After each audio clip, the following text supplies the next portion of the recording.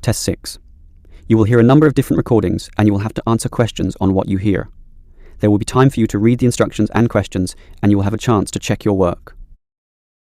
All the recordings will be played once only. The test is in 4 sections. At the end of the test, you will be given 10 minutes to transfer your answers to an answer sheet. Now turn to Section 1. Section 1. You will hear 2 teachers, Andrew and Katie, discussing the coming excursion of their language class. First, you have some time to look at questions 1 to 6.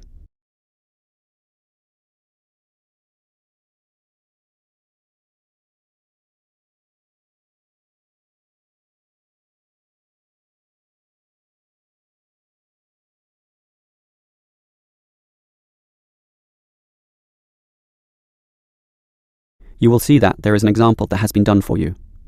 On this occasion only, the conversation relating to this will be played first. Well, we have this school excursion plan, but when exactly is it? Is it this Tuesday or Wednesday? Well, it can't be Tuesday with the English tests taking place. Ah, right, not Tuesday but Wednesday. That's right, all day Wednesday, taking a bus outside the city. The excursion is on Wednesday, so Wednesday has been written in the space. Now we shall begin. You should answer the questions as you listen, because you will not hear the recording a second time. Listen carefully and answer questions 1 to 6. Well, we have this school excursion plan, but when exactly is it? Is it this Tuesday or Wednesday? Well, it can't be Tuesday with the English tests taking place. Ah, right, not Tuesday but Wednesday. That's right, all day Wednesday, taking a bus outside the city. And where are we going?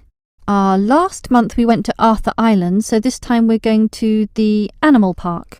Arthur Island was okay, but it was too cold. Let's hope the weather for this week's excursion is better. I don't suppose animals care about bad weather, but I certainly do. Have you heard the forecast? Yes, and it's not too bad.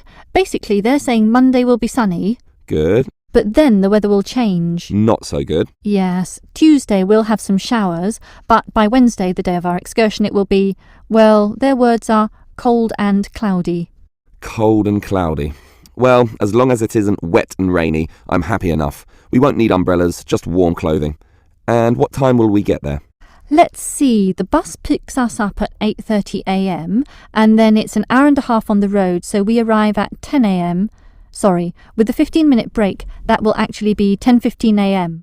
That's early enough. Then all our students can see the animals, have their fun, and do whatever they want to do. Well, one fun event planned that day is Birds of Prey. What's that? That's when they bring out several birds of prey, eagles, falcons, kites, those sorts of birds, and throw pieces of meat into the air, and the birds swoop down and eat them. It's quite impressive. Sounds great. Birds of prey. Are there any other activities? There's a catered lunch at the park restaurant. We've already paid for that. And in the afternoon there's... Well, I had a choice between the reptile display and the koala handling. In the reptile display, the students can handle live pythons and various other snakes. Surely they'd rather hold koalas. I'm sure, but the koalas can't be handled unless the weather's sunny, and given the forecast, I thought it better to choose the reptile display. That's a shame. These Asian students would love the koala handling. Yes, I know, but we can't control the weather. And then we get back. What time will that be? We leave the park at 4:30, but then we face traffic, so we won't get back until well after 6 p.m. It will most likely be 6:30, but that's better than the last trip. We didn't get home until 8:30 that time. Yes, that will... You hear the rest of the conversation. You have some time to look at questions 7 to 10.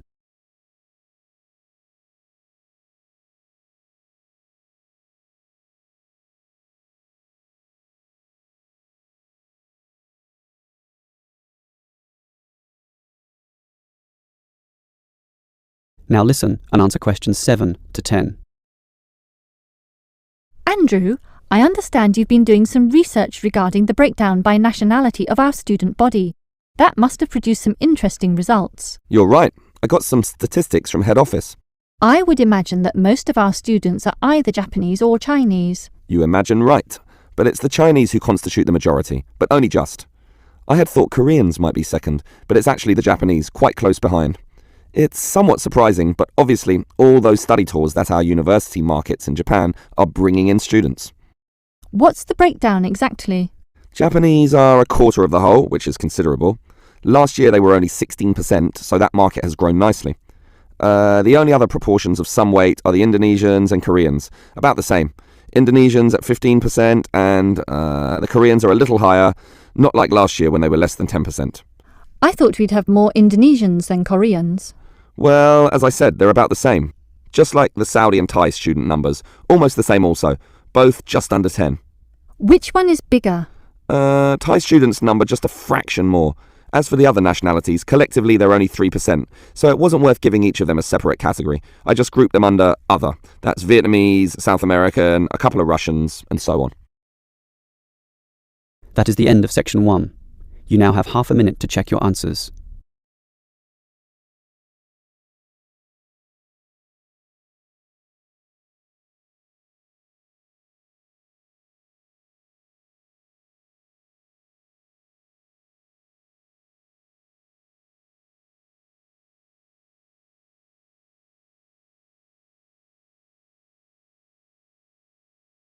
Now turn to section 2. Section 2.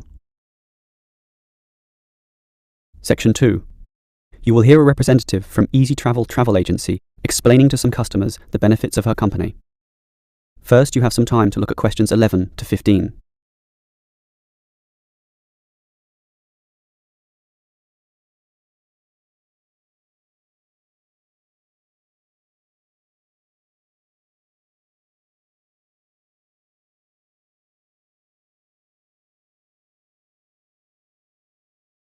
Now listen carefully and answer questions 11 to 15.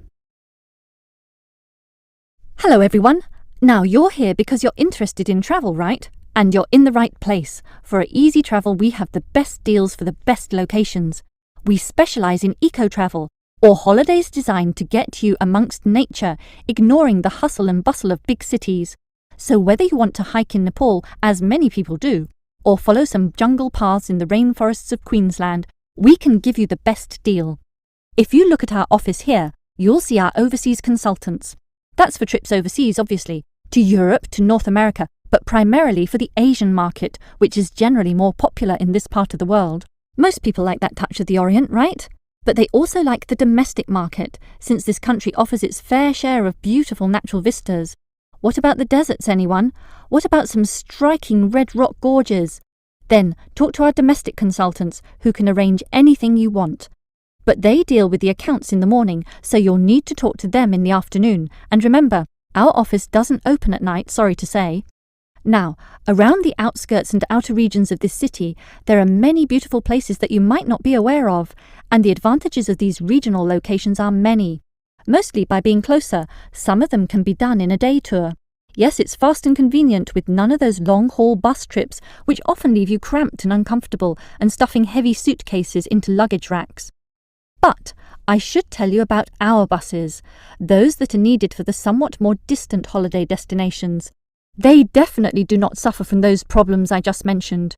We use the services of the famous Sleek Line company, whose buses are known as the very best. Yes, they are big, yes, they are comfortable, but what makes them especially different is the personal attendant who accompanies the driver, ready and willing to serve you and ensure that your trip is the very best. So whether it's overseas or local, we can certainly give you what you want. Now, do you have any questions?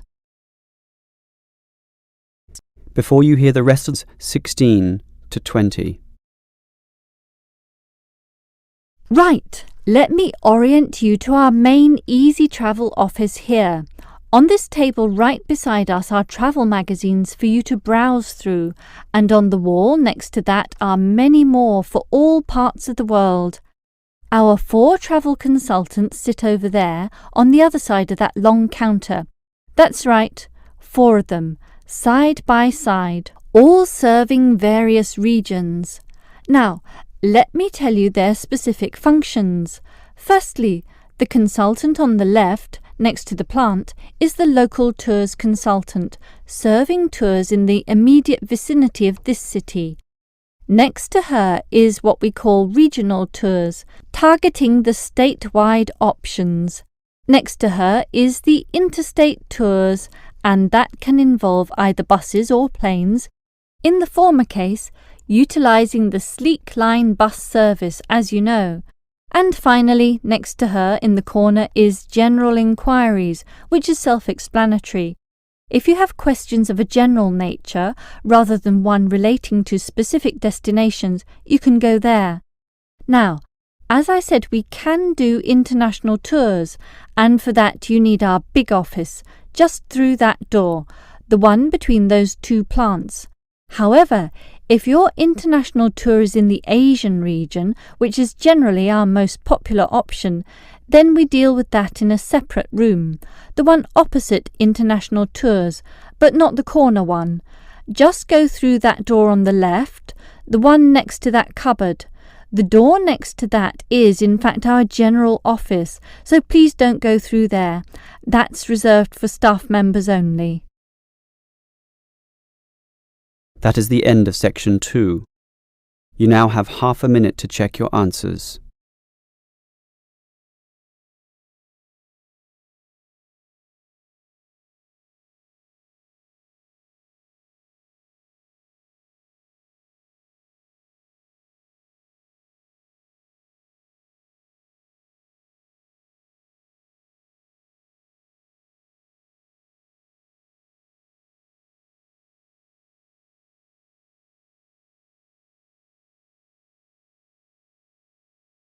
Now turn to section 3.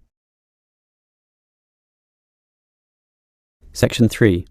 You will hear two students, Sam and Liz, discussing their university orientation program. First, you have some time to look at questions 21 to 24.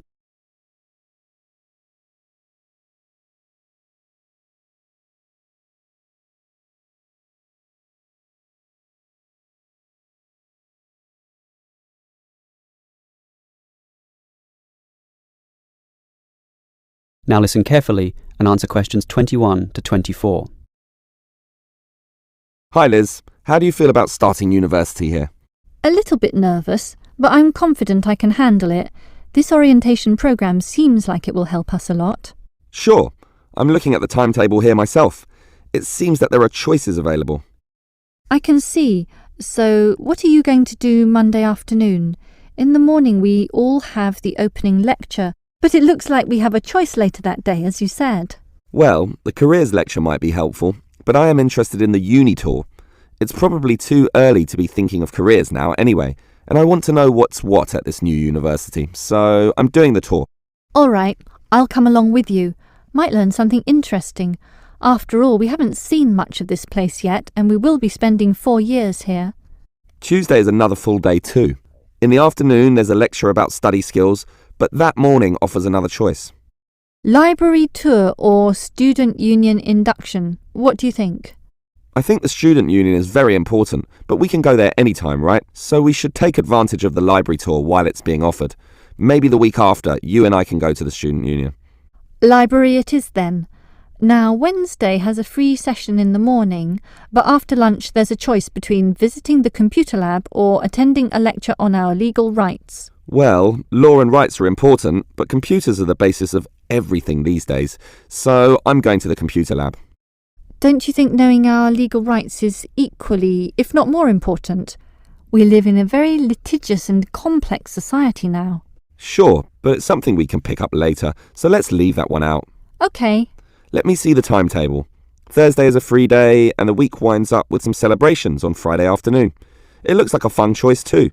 There's either a barbecue on the main lawn or the dance. I never pass up the chance to eat something. What about you? If I can get a free meal, I'll take it any day, and I'm not good at dancing anyway. Well, that's that decided, right? Right. Before you hear the rest of the conversation, you have some time to look at questions 25 to 30.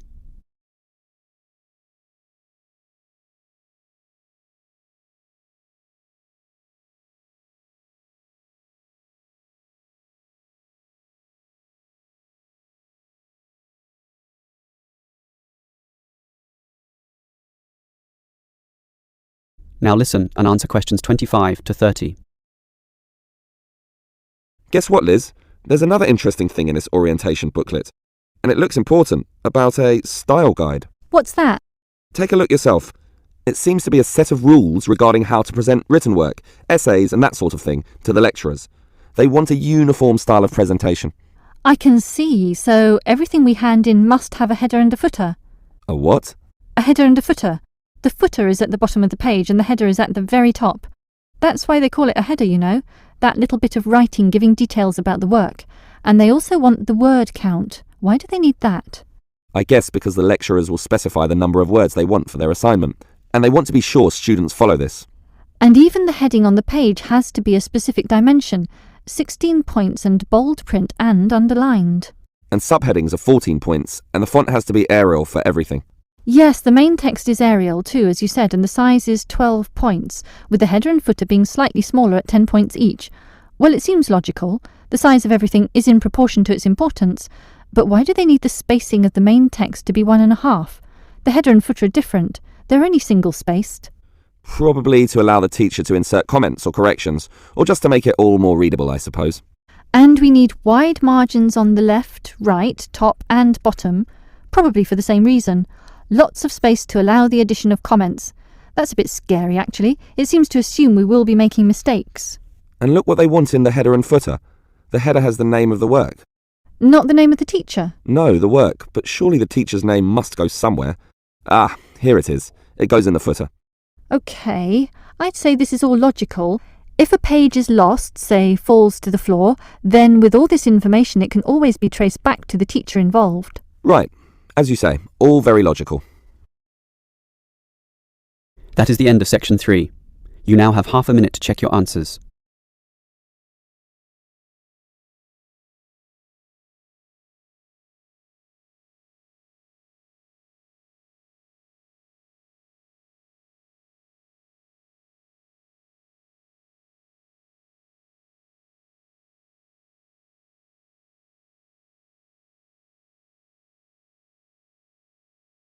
Now turn to section 4.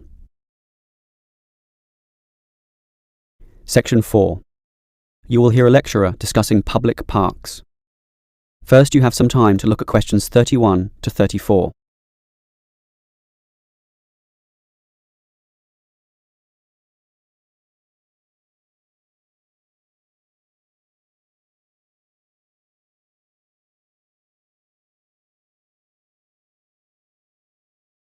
Now listen carefully and answer questions 31 to 34. Most of us are familiar with a local park. We spend time there, play there, and have some of our best memories in these places. But what is a park? Basically, it can be defined as a natural, or at least semi-natural, piece of land, planted with a variety of trees, bushes and flowers, protected and reserved for the enjoyment of all citizens. There are usually regulations about the sorts of behaviour that can take place within, and sometimes there are facilities such as children's playgrounds or fields for ball games and other sorts of activities. For this reason, if there is grass, it is kept short, and this also discourages the breeding of insect pests. A well-maintained park actually needs a lot of people to look after it, and more so if the park showcases special plants, flowers or trees, in which case it is called a botanic garden. In complete contrast, if the park is big and remote enough, it is sometimes designated as a wilderness park, to be left completely alone and untouched, protected from all development in order to allow wild species, both plant and animal, to live undisturbed. But it is the urban park, the sort of park that most people are familiar with, that I want to talk about now. These preserve natural landscapes for the pleasure of the urban population, most commonly just for passive recreation. In other words, allowing people just to observe the trees and lie in the grass, and such passive recreation is certainly needed.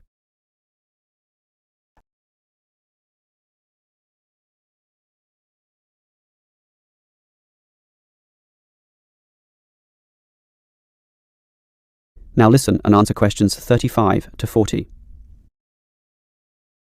Continuing on the subject of parks, it might surprise you to know that once there were none. 1,000 years ago, there was no need, since there were already extensive open spaces, forests and wilderness surrounding most cities and towns, for example in Europe. These dark, dank forests were large and even dangerous, full of wild animals and with the potentially fatal result of getting lost. Hence, fairy tales evolved about witches living in these areas and the wolves and bears which could threaten young children. However, with the rapidly increasing human population, the original wilderness and natural open spaces were intruded upon. Forests were cut down as population spread, and with them, urban pollution and further deforestation. but it was only with the advent of the Industrial Revolution that people realised natural areas needed to be preserved to give the populace access to the sort of nature that was fast disappearing due to the uncontrolled development and demand for resources. The first park expressly designed for that purpose is usually considered to be Prince's Park in Liverpool. This was in 1841 on land donated to the public by a rich iron merchant. With such a generous donation, worth about £50,000, the council decided to invest £5,000 of its own money in making it look good. Consequently, they hired a landscape designer, Joseph Paxton, who designed twisting turning pathways among shade-giving trees, all based around a central lake. In many ways, it became the prototype for all later large parks, including the famous Central Park in New York. But if we were to pick the park that most people are familiar with, it would be the much smaller neighbourhood park. These can be tiny, but by being in the midst of extensive development and dense populations, they are increasingly seen as a refuge where one can get a glimpse of true nature. Many psychologists now maintain that this glimpse is necessary, for ultimately, as a species, we have an innate affinity for nature, and the concrete urban zoo clashes with our inner being. This has seen the rejuvenation of many urban parks that were once left to decay, for example, in New York or London, and indeed some cities such as Melbourne are known all over the world for their abundance of carefully maintained parks, including a world-famous botanic garden. That is the end of section 4. You now have half a minute to check your answers.